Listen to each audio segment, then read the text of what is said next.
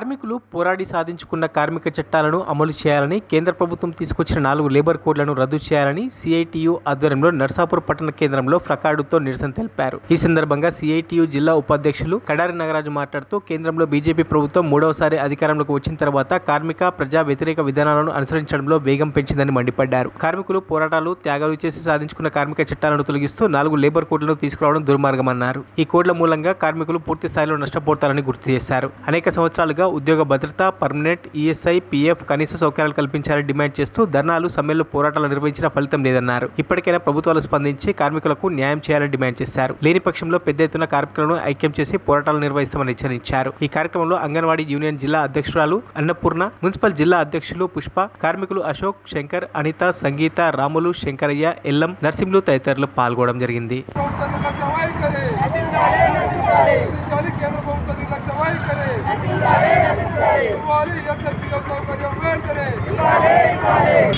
దేశవ్యాప్తంగా కార్మికుల దినోత్సవంగా ఈరోజు కార్మికులందరూ జరుపుకోవడం జరుగుతూ ఉంది.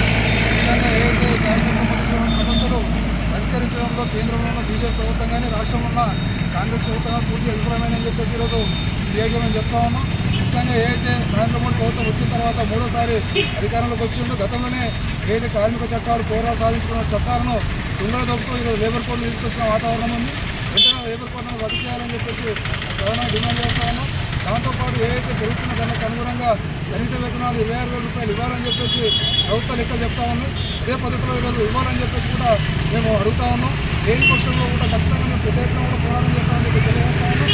దాంతోపాటు కార్మికులకు ఏదైతే ఈఎస్ఐ, పిఎఫ్ సౌకర్యం, పర్మనెంట్, ఇతర డిమాండ్లు ఏవైతున్నాయో ఈ ప్రభుత్వం వెంటనే పరిష్కరించి కార్మికులకు న్యాయం చేయాలని చెప్పేసి మేము కోరుతా ఉన్నాం. లేని పక్షంలో కూడా ఈ కోరిక దినోత్సవంలో వాళ్ళ ప్రభుత్వం భవిష్యత్తులో కూడా పెద్ద ఎత్తున ఆందోళన పోరాటం చేస్తామని చెప్పేసి తెలియజేస్తాం. మరిన్ని అప్డేట్స్ కోసం మా ఛానల్ని సబ్స్క్రైబ్ చేయండి.